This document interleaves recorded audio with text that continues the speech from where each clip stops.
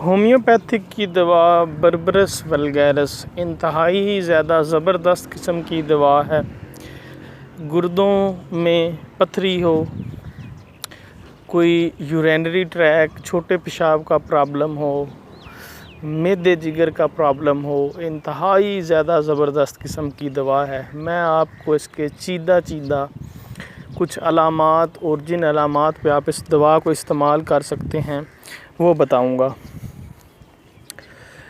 Berberis वल्गैरस बहुत ज़्यादा मशहूर होम्योपैथिक की दवा है जो गुर्दों की पथरी के लिए इस्तेमाल की जाती है। लोग इसको मदर टंक्चर यानी क्यू में इस्तेमाल करते हैं, लेकिन इस वीडियो में मैं आपको बर्बरस वल्गैरस 1230 इन ताकतों का बताऊंगा। पोटेंसी की में इस्तेमाल होती हैं ये, और इनका रिज़ल्ट और भी ज़्यादा अच्छा है।